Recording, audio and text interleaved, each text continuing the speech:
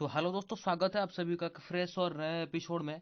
जो आज हम जीके और जीएस मैराथन का पार्ट 3 सॉल्व करने वाले हैं। जब का railway group D, NTPC, SSC, CHSL, CGL, MTS और सभी कॉम्पिटेटिव परीक्षाओं के लिए इम्पोर्टेंट है। और यहाँ हम 1000 प्रश्नों का श्रृंखला को सॉल्व करेंगे और डिस्कस भी करेंगे। जो आपके मोस्ट रिपीटेड क्वेश्चन होता है, बार बार परीक्षा में पूछे जाते हैं और आपके प्रीवियस ईयर के पेपर से आधारित ये सभी क्वेश्चंस आज हम यहाँ पे डिस्कस करने वाले हैं। सभी पार्ट में हम कुछ कुछ क्वेश्चन डिस्कस करेंगे और 1000 प्रश्नों का जो श्रृंखला है उसको हम फुलफिल करेंगे। तो दोस्तों, आपकी समय ना खर्च करते हुए हम शुरू करते हैं आज का जो वीडियो। और उसके पहले दोस्तों आपको थोड़ा मैं इन्फॉर्म कर देता हूँ कि दोस्तों आप हमारे चैनल को सब्सक्राइब करिए और साइड में जो बेल आइकन है उसे भी क्लिक कर दीजिए, क्योंकि हमारे चैनल के जो सभी पहले वीडियो का नोटिफिकेशन आपके पास पहुंच जाएगा। इसी चैनल में फ्री में आपको एजुकेशन दिया जा रहा है और मोस्ट इम्पोर्टेंट क्वेश्चन दोस्तों किया जा रहा है। फ्री में आपको एजुकेशन मिल रहा है इस चैनल में। तो इसीलिए हमारे चैनल को फॉलो करिए, लाइक शेयर और कमेंट कीजिए और सब्सक्राइब भी कर लीजिए। तो दोस्तों चलते हैं इस सेशन का पहला क्वेश्चन पे जाते हैं। और पहला क्वेश्चन दोस्तों दिया गया है। दोस्तों क्वेश्चन नंबर ये 21 है, पर इस पार्ट का दोस्तों पहला क्वेश्चन है। क्वेश्चन पूछा है, द ग्रेट ओशन ट्रेड मार्ग किस महासागर से होकर गुजरता है। क्वेश्चन दोस्तों पूछा है, द ग्रेट ओशन ट्रेड मार्ग किस महासागर से होकर गुजरता है।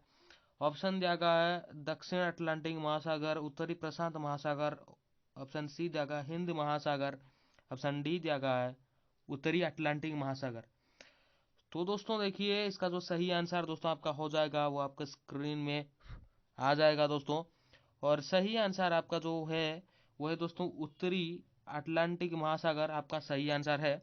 तो इसीलिए इसका जो सही आंसर दोस्तों हो जाएगा उत्तरी अटलांटिक महासागर। द ग्रेट ओशन ट्रेडमार्क किस महासागर से होकर गुजरती है, वो दोस्तों आपकी उत्तरी दोस्तों है, जो उत्तरी अटलांटिक महासागर होकर गुजरता है। द ग्रेट ओशन ट्रेड मार्ग उत्तरी अटलांटिक महासागर से होकर गुजरता है। तो दोस्तों चल तो दोस्तों चलते हैं नेक्स्ट क्वेश्चन पे। और नेक्स्ट क्वेश्चन आपके स्क्रीन में है। और नेक्स्ट क्वेश्चन दोस्तों देखिए पूछा गया है, क्वेश्चन नंबर 22 है और इस पार्ट का सेकंड क्वेश्चन है। स्वेज नहर निर्माण के पूर्व निम्न में से कौन एक बहुत महत्वपूर्ण सामुद्रिक जलमार्ग था। जो स्वेज नहर दोस्तों हमारा जो निर्माण हुआ था, स्वेज नहर निर्माण के पूर्व निम्न में से कौन एक बहुत महत्वपूर्ण सामुद्रिक जलमार्ग था। स्वेज नहर के निर्माण के पूर्व कौन एक बहुत महत्वपूर्ण सामुद्रिक जलमार्ग था। ऑप्शन दिया गया है दक्षिण प्रशांत महासागरीय जलमार्ग, दक्षिण अटलांटिक सामुद्रिक जलमार्ग, उत्तरी प्रशांत महासागरीय जलमार्ग, केप सामुद्रिक जलमार्ग दोस्तों दिया गया है। और दोस्तों जो स्वेज नहर निर्माण के पूर्व निम्न में से कौन एक बहुत महत्वपूर्ण सामुद्रिक जलमार्ग था, उसका जो दोस्तों सही आंसर हो जाएगा कौन था दोस्तों, ये दोस्तों है आपका केप सामुद्रिक जलमार्ग था। जो स्वेज नहर के निर्माण के पहले जो एक महत्वपूर्ण सामुद्रिक जलमार्ग था वो था दोस्तों केप सामुद्रिक जलमार्ग दोस्तों था। जो स्वेज नहर के निर्माण के पहले एक महत्वपूर्ण सामुद्रिक जलमार्ग था वो है दोस्तों केप सामुद्रिक जलमार्ग था। तो दोस्तों चलते हैं नेक्स्ट क्वेश्चन पे। और नेक्स्ट क्वेश्चन है आपके स्क्रीन में। नेक्स्ट क्वेश्चन दोस्तों है क्वेश्चन नंबर 23, इस पार्ट का क्वेश्चन नंबर थर्ड।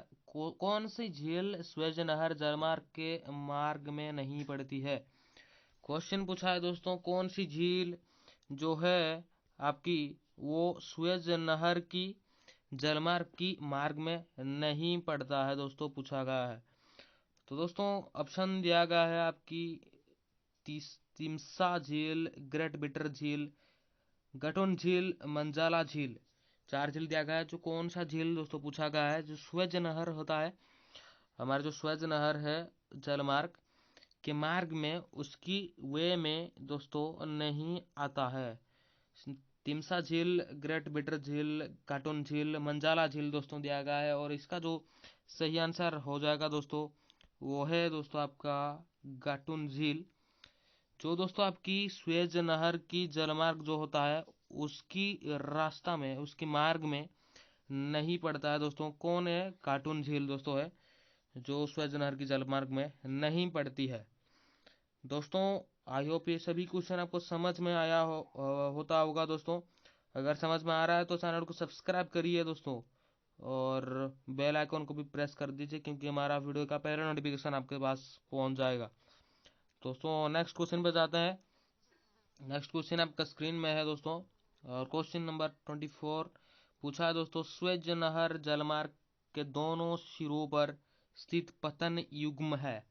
क्वेश्चन पूछा है, स्वेज नहर जलमार्ग जो है दोनों सिरों पर स्थित पतन युग्म है। ऑप्शन दिया गया स्वेज तथा कहीरा, पोर्ट सईद तथा स्वेज, काहिरा तथा अलेक्जेंड्रिया, काहिरा तथा पोर्ट सईद दोस्तों दिया गया है। तो स्वेज नहर जलमार्ग जो है दोस्तों इसकी दोनों सिरों पर स्थित पतन युग्म है, जो दोनों यहाँ और यहाँ दोनों हमारे सिरों पर जो स्थित पतन युग्म है, और हमारा मिडिल पे रह जाता है स्वेज नहर दोस्तों रह जाता है। तो वो कौन कौन सी है? ऑप्शन दिया गया स्वेज तथा काहिरा, पोर्ट सईद तथा स्वेज, काहिरा तथा अलेक्जेंड्रिया, और काहिरा तथा पोर्ट सईद। तो इसका दोस्तों जो सही आंसर हो जाएगा वो दोस्तों आपका हो जाएगा ऑप्शन नंबर बी, जो है दोस्तों पोर्ट सईद तथा स्वेज। ये दोस्तों स्वेज नहर जलमार्ग के दोनों सिरों पर स्थित पतन युग्म है, पोर्ट सईद तथा दोस्तों स्वेज। ये स्वेज नहर की जलमार्ग जो है वो दोनों दोस्तों सिरों पर ये क्या होता है दोस्तों, ये दोनों सिरों पर यहाँ पे पतन युग्म है दोस्तों। पोर्ट सईद तथा स्वेज दोस्तों है जो स्वेज नहर की जलमार्ग के दोनों सिरों पर स्थित पतन युग्म है। तो नेक्स्ट क्वेश्चन बताते हैं दोस्तों। नेक्स्ट क्वेश्चन है आपकी क्वेश्चन नंबर 25, स्वेज नहर के बनने से समुद्री जहाजों को केप ऑफ गुड होप का चक्कर नहीं लगाने से समय एवं दूरी की बहुत बचत हुई है। निम्नलिखित में से किस मार्ग में समय दूरी की बचत अधिकतम हुई है? दोस्तों देखिए क्वेश्चंस पूछा है आपका, स्वेज नहर जो है, स्वेज नहर के बनने से समुद्री जहाजों को केप ऑफ गुड जो होता है दोस्तों हमारा, केप ऑफ गुड जो होता है केप ऑफ गुड होप का चक्कर नहीं लगाने से समय एवं दूरी की बहुत बचत हुई। टाइम और डिस्टेंस की दोस्तों बहुत बचत हुई। जो हमारा स्वेज नहर हो गया उसके बाद दोस्तों समुद्री जहाजों को केप ऑफ गुड होप का चक्कर लगाना पड़ता था, जो पहले स्वेज नहर की पहले बनने से पहले। तो केप ऑफ गुड होप की हमारा स्वेज नहर होने के बाद केप ऑफ गुड होप की चक्कर नहीं लगाना पड़ा, तो इसीलिए समय एवं टाइम और डिस्टेंस की बहुत बचत हुई। तो क्वेश्चन पूछा है निम्नलिखित में से किस मार्ग में समय एवं दूरी की बचत अधिकतम हुई है? और मार्ग दोस्तों यहाँ पे दिया गया है मुंबई से लंदन, लंदन से पेनांग, लंदन से हांगकांग, वेलिंगटन से लंदन। ऑप्शन दोस्तों 4 दिया गया है। तो दोस्तों केप ऑफ यहाँ पे क्वेश्चन समझने का ट्राई करें कि केप ऑफ गुड होप जो है उसका चक्कर लगाना पड़ता था सभी जहाजों को उसका चक्कर लगाना पड़ता था। पर जो स्वेज नहर हो गया उसके बाद टाइम और डिस्टेंस थोड़ा बचत हुई। और निम्नलिखित में से पूछा है किस मार्ग में समय एवं दूरी की बचत अधिकतम हुई है? और ऑप्शन दिया गया है मुंबई से लंदन, लंदन से पेनांग, लंदन से हांगकांग, वेलिंगटन से लंदन। तो इसीलिए दोस्तों इसका जो सही आंसर हो जाएगा वो दोस्त आपका हो जाएगा ऑप्शन नंबर ए। यहाँ पे देखिए ऑप्शन नंबर ए इसका सही आंसर दोस्तों हो जाएगा। मुंबई से लंदन की जो टाइम और डिस्टेंस थोड़ा ज़्यादा अधिकतम बचत हुई है। जो हमारा केप ऑफ गुड ऑफ था और स्वेज नहर बनने के बाद जो जहाज जाते थे उसको टाइम और डिस्टेंस ज़्यादा बचत हुई। मुंबई से लंदन तक जो डिस्टेंस है उसके अंदर ज़्यादा टाइम और डिस्टेंस बचत हुई दोस्तों। नेक्स्ट क्वेश्चन बताता है। नेक्स्ट क्वेश्चन दोस्तों है क्वेश्चन नंबर 26 पूछा है, और स्वेज नहर जलमार्ग के संबंध में कौन सा कथन असत्य है? दोस्तों पूछा गया है दोस्तों, और पूछा गया है स्वेज नहर जलमार्ग के संबंध में कौन सा कथन असत्य है? स्वेज नहर जो जलमार्ग है उसकी जो संबंध में कौन सा जो कथन है, 4 ऑप्शन में कौन सा गलत है, असत्य है दोस्तों पूछा है। पहला ऑप्शन दिया गया दोस्तों, मिस्र द्वारा 1956 में इसका राष्ट्रीयकरण किया गया। गहराई कम होने के कारण इसमें जहाज तीव्र गति से नहीं चल सकते हैं। इस जलमार्ग का निर्माण कार्य 1869 में पूरा हुआ। इस जलमार्ग की कुल लंबाई 65 किलोमीटर है। दोस्तों देखिए, आपको मैं बता देता हूँ कि कौन सही है कौन गलत है। दोस्तों देखिए कि स्वेज नहर जो जलमार्ग है उसके संबंध में कौन असत्य है। दोस्तों कौन सत्य है, दोस्तों हम पहले यहाँ पे इंडिकेट कर देते हैं कौन सत्य है। देखिए दोस्तों, मिस्त्री द्वारा 1956 में इसका राष्ट्रीयकरण किया गया था, ये दोस्तों सही है। मिस्त्री द्वारा दोस्तों 1956 में इसका राष्ट्रीयकरण किया गया था, ये सही है। गहराई कम होने के कारण इसमें जहाज तीव्र गति से नहीं चल सकते हैं, ये भी दोस्तों सही है। गहराई दोस्तों इसका स्वेज नहर का कम है, तो इसीलिए यहाँ जहाज तीव्र गति में नहीं चल सकते हैं। इस जलमार्ग का निर्माण कार्य 1869 से दोस्तों पूरा हुआ है, ये भी दोस्तों आपका सही है। तो यहाँ पे रंग दोस्तों हो गया, यहाँ पे 65 किलोमीटर दिया गया। इस जलमार्ग की कुल लंबाई 65 किलोमीटर नहीं है, तो इसीलिए इसका गलत आंसर आपका ऑप्शन नंबर डी हो जाएगा। पर इस क्वेश्चन का दोस्तों असत्य पूछा है, तो राइट आंसर दोस्तों आपका हो जाएगा इस जलमार्ग की कुल लंबाई 65 किलोमीटर है, ये आपका राइट आंसर दोस्तों हो जाएगा। पर इन तीनों ए बी सी ऑप्शन है दोस्तों था, ए बी सी ऑप्शन था वो दोस्तों सत्य है। पर यहाँ पे जो दिया गया है ऑप्शन नंबर डी, वो दोस्तों आपका रॉन्ग हो जाएगा और असत्य है। जो स्वेज नहर की जलमार्ग के संबंध से पूछा गया था, ये आपका असत्य हो जाएगा। तो नेक्स्ट क्वेश्चन पे दोस्तों जाते हैं, और नेक्स्ट क्वेश्चन आपके स्क्रीन में है। क्वेश्चन नंबर 27, स्वेज नहर जलमार्ग के संबंध में निम्न में से कौन सा कथन असत्य है।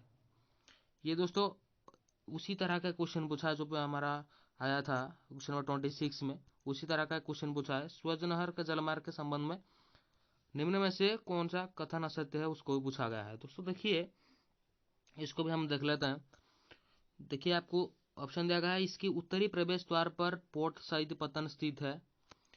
इस नहर जलमार्ग का 1956 में मिस्त्री द्वारा राष्ट्रीयकरण किया गया। यह जलमार्ग 1869 में बनकर तैयार हुआ।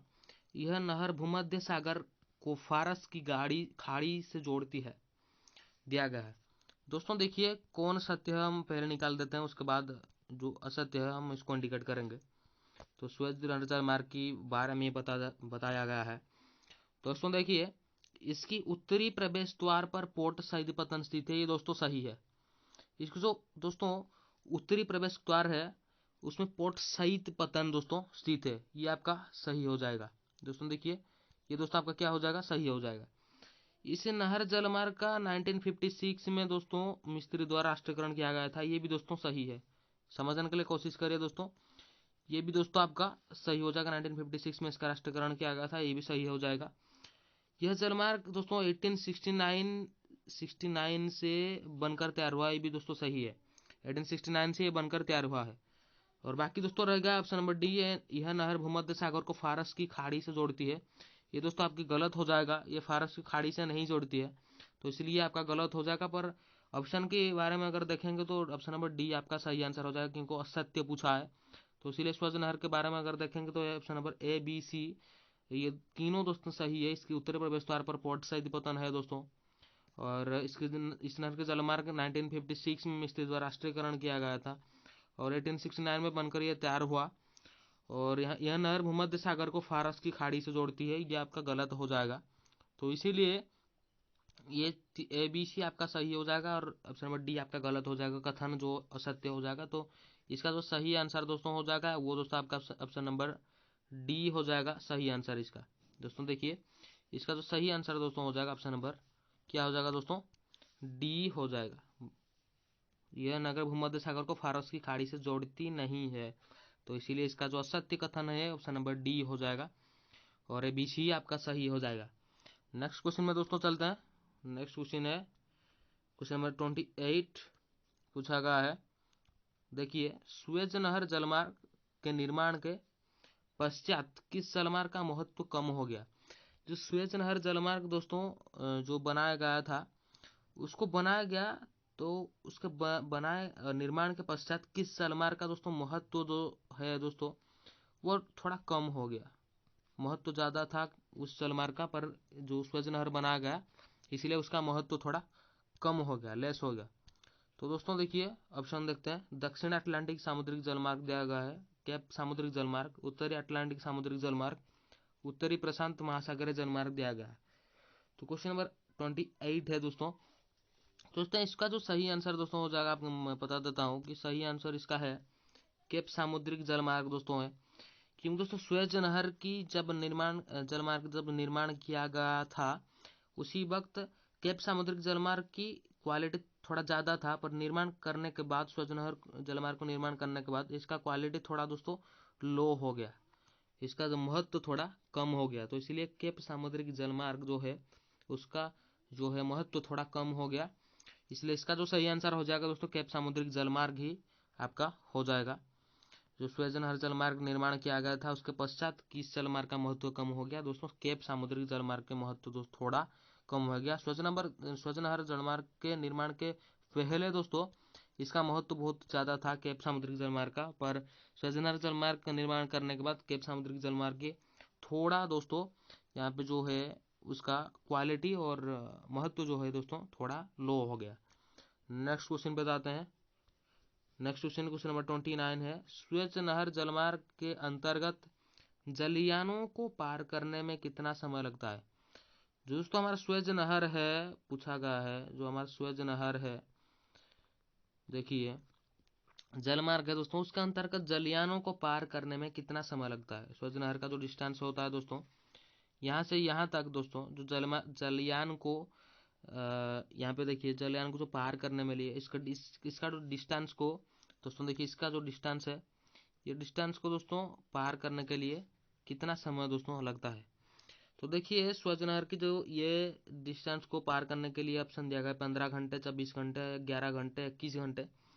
तो दोस्तों देखिए स्वेज नहर की जो जलमार्ग है उसको पार करने के लिए दोस्तों सभी जो होते हैं जलयानों को 15 घंटा लग जाता है दोस्तों, 15 घंटा। तो इसका जो सही आंसर दोस्तों हो जाएगा वो दोस्तों हो जाएगा आपका 15 घंटे हो जाएगा आपका समय दोस्तों ले जाते हैं सभी जलयानों, जिस भी जलयान है, जो जहाज है आपका, जहाज हो जाए या शिप हो जाए दोस्तों, तो उनको लग जाता है दोस्तों 15 घंटा, 15 आवर दोस्तों लग जाता है स्वेज नहर को पार करने के लिए, इसको डिस्टेंस को कवर करने के लिए 15 घंटा दोस्तों लग जाता है।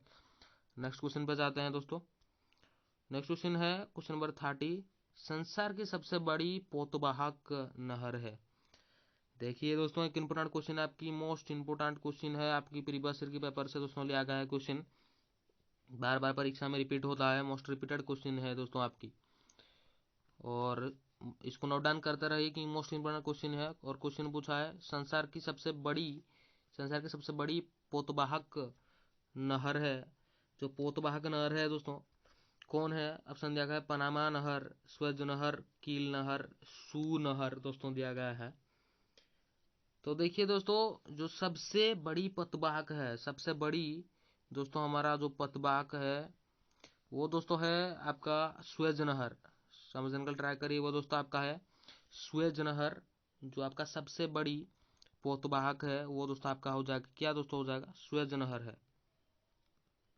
संसार की दोस्तों हमारे वर्ल्ड की सबसे बड़ी पोतवाहक जो है वो दोस्तों आपका क्या हो जाएगा, हमारा पृथ्वी की सबसे बड़ी पोतवाहक नहर है दोस्तों स्वेज नहर, समझने के लिए ट्राई करिए क्या दोस्तों हो जाएगा आपका स्वेज नहर है आपका सबसे बड़ी पोतवाहक दोस्तों। नेक्स्ट क्वेश्चन पे चलते हैं, और नेक्स्ट क्वेश्चन आपकी है क्वेश्चन नंबर 31, संसार की सबसे महत्वपूर्ण जहाजों नहर है दोस्तों, जहाजों नहर है क्वेश्चन पूछा है। संसार की सबसे महत्वपूर्ण दोस्तों, सबसे महत्वपूर्ण जहाजों नहर दोस्तों पूछा गया है। तो जहाजों नहर क्या है, सबसे बड़ी सबसे महत्वपूर्ण जहाजों नहर हमारा वर्ल्ड का दोस्तों क्या है, हमारा पृथ्वी का। ऑप्शन दिया गया है दोस्तों आपका पनामा नहर, स्वेज नहर, कील नहर, सू नहर ऑप्शन दिया गया है। और दोस्तों देखिए महत्वपूर्ण जहाजों की जो नहर है वो भी दोस्तों आपका हो जाएगा स्वेज नहर, समझने के लिए ट्राई करिए। जहाजों का जो सबसे महत्वपूर्ण नहर है वो भी दोस्तों आपका स्वेज नहर। आज की जो पार्ट हम कर रहे हैं उसमें स्वेज नहर के बारे में सभी क्वेश्चन यहाँ पे इंक्लूड हुआ है। तो स्वेज नहर भी आपका आंसर हो जाएगा, क्योंकि महत्वपूर्ण जहाँ जो नहर है दोस्तों विश्व में, हमारा स्वेज नहर दोस्तों हो जाएगा। तो नेक्स्ट क्वेश्चन में दोस्तों चलते हैं। नेक्स्ट क्वेश्चन दिया गया है आपका क्वेश्चन नंबर 32। वर्तमान समय में पनामा नहर पर किस देश का नियंत्रण है? वर्तमान नाव दोस्तों जो है पनामा शहर जो है दोस्तों, समझने का ट्राई करिए। नाव वर्तमान समय में पनामा पनामा जो शहर है, पनामा नहर है दोस्तों, पनामा जो नहर है उसमें किस देश का नियंत्रण है दोस्तों? किस कंट्री का दोस्तों नियंत्रण है, पूछा गया है। किस देश का नियंत्रण है पनामा नहर के नहर में, नहर पर किस देश का नियंत्रण है? और यहाँ पे ऑप्शन जो दोस्तों दिया गया है, ऑप्शन दिया गया है आपका संयुक्त राज्य अमेरिका, ग्रेट ब्रिटेन, पनामा और कोस्टा रिका दिया गया है। क्वेश्चन नंबर 32 है। और दोस्तों देखिए, जो पनामा नहर पर किस देश का जो हमारा ये क्या है दोस्तों, पूछा गया किस देश का नियंत्रण है पनामा नहर पर। दोस्तों पनामा नहर पर पनामा की नियंत्रण दोस्तों है। किसका नियंत्रण दोस्तों है? पनामा की नियंत्रण है। पनामा नहर पर पनामा की नियंत्रण दोस्तों है। तो इसीलिए इसका जो आंसर निकल के आ जाएगा वो दोस्तों आपका पनामा हो जाएगा। और पनामा इसका राइट आंसर हो जाएगा, क्योंकि पनामा नहर पर आपका क्या दोस्तों, पनामा नहर पर आपका पनामा के ही यहाँ पे पनामा देश का ही नियंत्रण है। नेक्स्ट क्वेश्चन में दोस्तों जाते हैं। 33 दोस्तों पूछा गया है, पनामा नहर जलमार्ग व्यापार की दृष्टि से स्वेज नहर जलमार्ग की तुलना में कम महत्वपूर्ण है, क्योंकि दोस्तों देखिए क्वेश्चन क्या पूछा है, समझने के लिए ट्राई करिए। क्वेश्चन दिया गया है पनामा नहर जो है, पनामा नहर की जलमार्ग दोस्तों है व्यापार की दृष्टि में स्वेज नहर जलमार्ग की तुलना में कम महत्वपूर्ण है। स्वेज नहर जलमार्ग हमको पता है दोस्तों थोड़ा ज़्यादा महत्वपूर्ण है, उसके हिसाब से पनामा नहर जलमार्ग थोड़ा स्वेज नहर जलमार्ग से कम दोस्तों जो हो महत्वपूर्ण है। तो क्यों दोस्तों महत्वपूर्ण कम महत्वपूर्ण है वो उसको हमें पूछा गया है। दोस्तों देखिए, पनामा नहर समतल भूमि पर नहीं है। पनामा नहर में जलपास बने हुए हैं। पनामा नहर लंबाई में छोटी होती है। घने आबाद देशों का व्यापार पनामा नहर जलमार्ग के द्वारा नहीं होता है। तो दोस्तों देखिए क्वेश्चन नंबर 33 पूछा गया है, और इसका जो दोस्तों सही आंसर दोस्तों हो जाएगा। क्वेश्चन देखिए, पनामा नहर जलमार्ग थोड़ा कम व्यापार की खतरे में, बिजनेस की खतरे में थोड़ा स्वेज नहर जलमार्ग से थोड़ा लो है और कम महत्वपूर्ण है दोस्तों, कम महत्वपूर्ण है। तो इसीलिए जो इसका सही आंसर दोस्तों हो जाएगा, ऑप्शन दिया गया है पनामा नहर समतल भूमि पर नहीं है। पनामा नहर में जलपास बने हुए हैं। पनामा नहर लंबाई में छोटी है। पर इसका जो दोस्तों सही आंसर हो जाएगा ऑप्शन नंबर डी आपका हो जाएगा। जो इसका सही आंसर दोस्तों हो जाएगा वो क्या हो जाएगा दोस्तों, आपका ऑप्शन नंबर डी हो जाएगा। घने आबाद देशों का व्यापार पनामा नहर जलमार्ग के द्वारा नहीं होता है। समझने के लिए ट्राई करिए कि क्या पूछा गया है। क्या ऑप्शन आपका राइट हो जाएगा। घने आबाद देशों का जो व्यापार पनामा नहर जलमार्ग के द्वारा नहीं होता है। घने आबाद देशों का व्यापार दोस्तों है जो ज़्यादा पॉपुलेशन कंट्री है दोस्तों, ज़्यादा पॉपुलेशन है, जैसे हमारा इंडिया है, चाइना है, ज़्यादा जो पॉपुलेशन कंट्री है उनका व्यापार पनामा नहर जलमार्ग द्वारा नहीं होता है। तो इसीलिए जो स्वेज नहर जलमार्ग थोड़ा ज़्यादा महत्वपूर्ण है पनामा नहर जलमार्ग से। तो नेक्स्ट क्वेश्चन पे जाते हैं। Next question number 34। फारस की खाड़ी पर स्थित अबादान किस प्रकार का पतन है? फारस की खाड़ी जो दोस्तों है पर स्थित अबादान किस प्रकार का पतन है? फेरीपोर्ट वाणिज्यिक पतन, नईबी पतन, परिष्करण शाला पतन दिया गया है। चार ऑप्शन आपका क्या क्या दिया गया दोस्तों? फेरीपोर्ट वाणिज्यिक पतन, नईबी पतन और परिष्करण शाला पतन दिया गया। क्वेश्चन पूछा है फारस की खाड़ी पर स्थित अबादान किस प्रकार का पतन है। तो दोस्तों देखिए, इसका जो आंसर हो जाएगा दोस्तों क्या हो जाएगा दोस्तों, इसका आंसर हो जाएगा परिष्करण शाला पतन दोस्तों है। जो फारस की खाड़ी है उस पर जो स्थित अवदान हमारा परिष्करण शाला पतन है। समझने के लिए ट्राई करें। इसका जो अवदान है, अबादान है, वो परिष्करणशील पतन, परिष्करण शाला पतन है। जो हमारा क्वेश्चन नंबर 34 यहाँ पे खत्म हो गया है। और नेक्स्ट, फारस की खाड़ी जो क्वेश्चन समझ में आएगा दोस्तों कि फारस की खाड़ी जो है उस पर स्थित आबादान हमारा किस प्रकार का पतन है दोस्तों, परिष्करण साड़ा पतन है। नेक्स्ट क्वेश्चन पे जाते हैं। नेक्स्ट क्वेश्चन नंबर 35 है, आंत्रोपो पतन का उदाहरण है। आंत्रोपो पतन जो है उसका उदाहरण है। ऑप्शन है रॉटरडम, उपयुक्त सभी, सिंगापुर, कोपनहेगन। क्वेश्चन पूछा है दोस्तों, देखिए क्वेश्चन नंबर 35 है। और दोस्तों देखिए क्वेश्चन और एक बार हम रिपीट करते हैं। आंत्रोपो पतन का उदाहरण है। आंत्रोपो जो पतन है उसका थोड़ा एग्जाम्पल हमको पूछा गया, कौन उसका एग्जाम्पल है, उदाहरण है। रॉटरडम दिया गया है, उपयुक्त सभी दिया गया है, सिंगापुर दिया गया है, कोपेनहेगन दिया गया है। तो इसका जो दोस्तों सही आंसर हो जाएगा दोस्तों उपयुक्त सभी दोस्तों है। इसका जो सही आंसर है वो क्या है दोस्तों, उपयुक्त सभी है। उपयुक्त सभी है। रॉटरडम, सिंगापुर, कोपेनहेगन दोस्तों है वो आंत्रोपो जो हमारा पतन है, समझने के लिए ट्राई करिए। जो हमारा आंत्रोपो पतन है उसका उदाहरण रॉटरडम, सिंगापुर और कोपेनहेगन तीनों है। तो उपयुक्त सभी आपका हो जाएगा। नेक्स्ट क्वेश्चन पे चलते हैं। क्वेश्चन नंबर 36, निम्नलिखित में से कौन पोर्ट ऑफ कॉल का उदाहरण नहीं है। जो हमारा है दोस्तों, क्या है दोस्तों, port of call. Port of call दोस्तों जो हमारा कोयला होता है, पोर्ट ऑफ कॉल का कौन उदाहरण नहीं है। तो दोस्तों देखिए ऑप्शन दिया गया सिंगापुर, होनालुलु, अंदन, अबादान दिया गया है।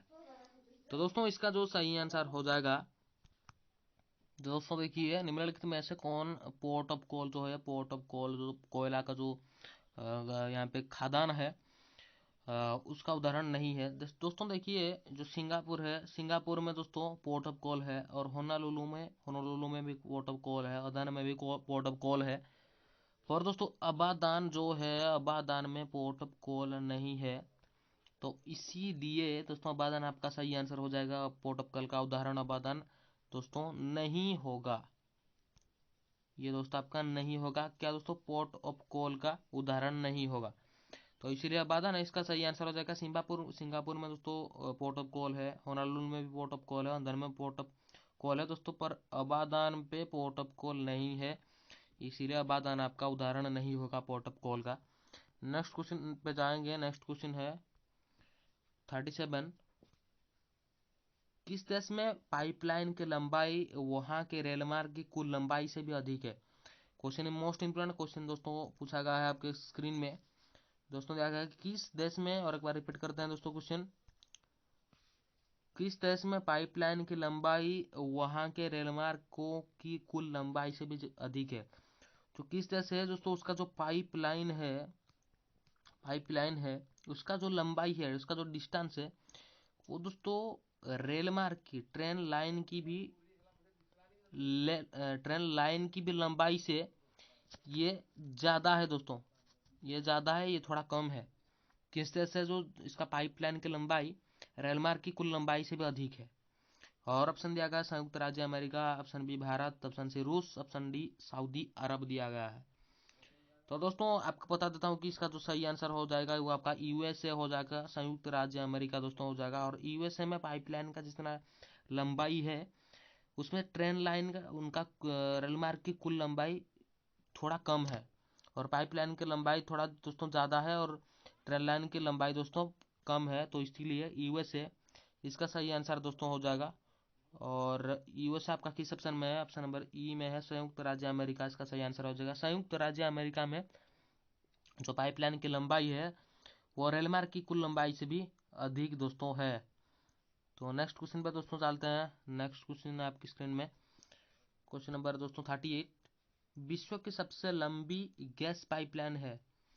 वर्ल्ड की सबसे लॉन्ग जो पाइपलाइन है दोस्तों, लंबी गैस लाइन दोस्तों पूछा है, लंबी गैस पाइपलाइन दोस्तों पूछा गया है, वो कहाँ है।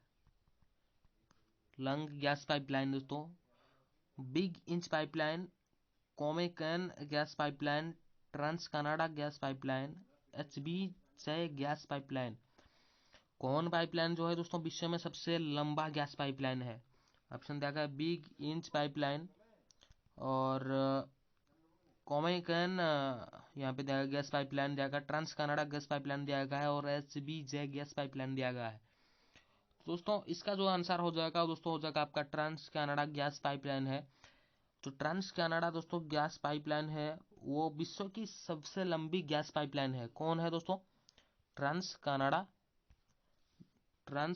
गैस पाइपलाइन है, विश्व की सबसे लंबी दोस्तों पाइपलाइन है, गैस पाइपलाइन है दोस्तों, माफ करिए गैस पाइपलाइन है, विश्व की सबसे लंबी गैस पाइपलाइन है। कौन दोस्तों? ट्रांस कनाडा गैस पाइपलाइन है। तो नेक्स्ट क्वेश्चन में दोस्तों चलते हैं। नेक्स्ट क्वेश्चन दोस्तों है 39। केप ऑफ गुड होप समुद्री मार्ग को जलयानों के लिए पिछले कुछ दिनों से काफी महत्वपूर्ण माना जा रहा है, इसका प्रमुख कारण है।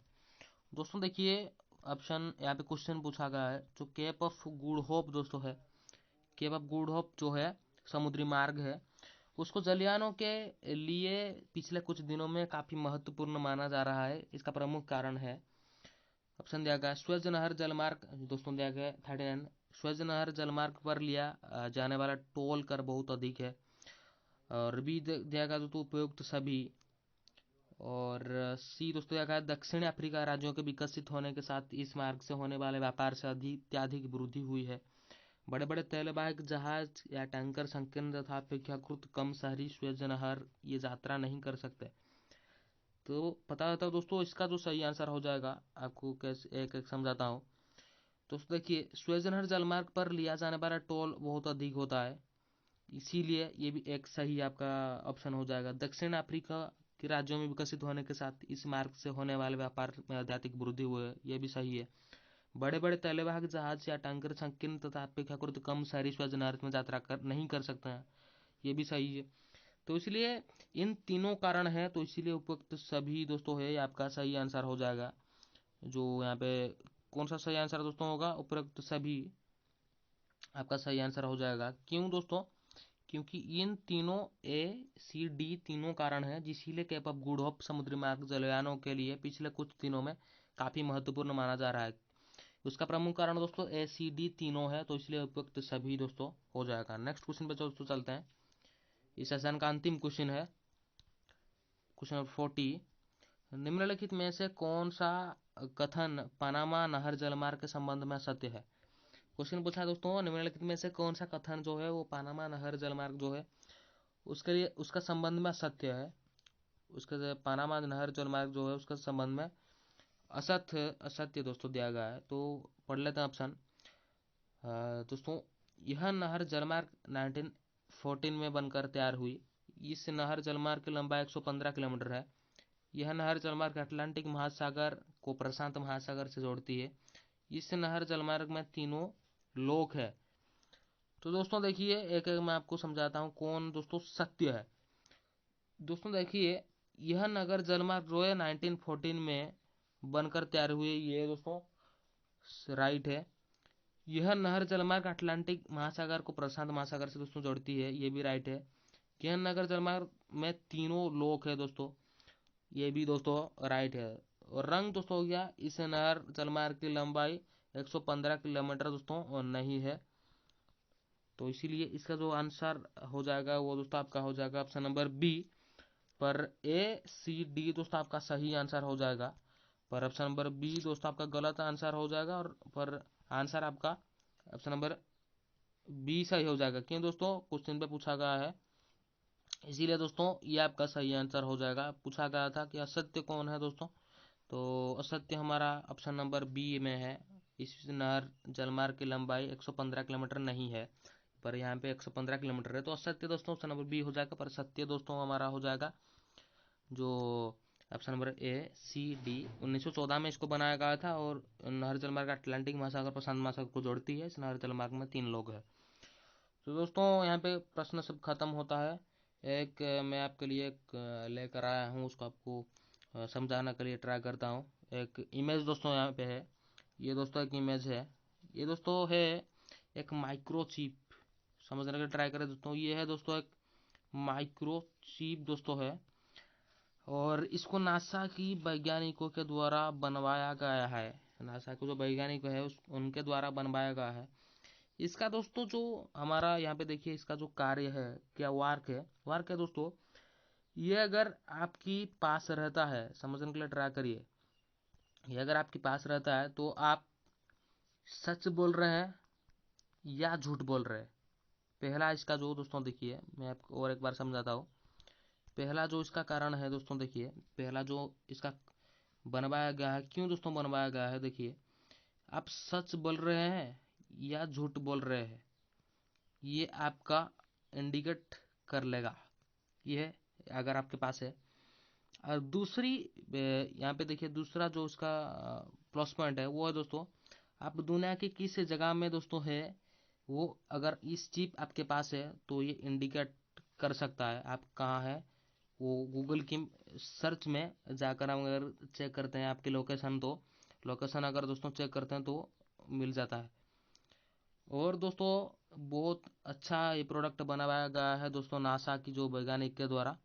इसको बोलते हैं दोस्तों माइक्रोचिप, इसका नाम है दोस्तों, एक माइक्रोचिप बनवाया गया है, जिसका काम है दोस्तों, आप अगर इस आपके पास है तो आप सच बोल रहे हैं या झूठ बोल रहे हैं। एक सेंसर लगा हुआ है दोस्तों इसके अंदर, एक सेंसर लगा हुआ है, आप सच बोल रहे हैं या झूठ बोल रहे हैं, ये इंडिकेट कर लगा। अगर झूठ बोल रहे हैं दोस्तों तो एक सायरन बजेगा, या दोस्तों लाइट भी जल सकती है, सायरन की सिस्टम नहीं है पर लाइट भी जल सकती है। और अगर ये इंडिकेट लोकेशन के इंडिकेट आपकी लोकेशन को इंडिकेट दोस्तों कर सकता है। तो कैसा लगा दोस्तों ये वीडियो, अगर कुछ अच्छा लगा होगा और यहाँ से कुछ नॉलेज लेकर जा रहे हैं और आपकी कॉम्पिटेटिव एग्जाम में अगर ये वीडियो कुछ आपको हेल्प किया है, तो दोस्तों आपको क्या करना है, हमारे चैनल को सब्सक्राइब करिए और लाइक शेयर और सब्सक्राइब करिए हमारे चैनल को।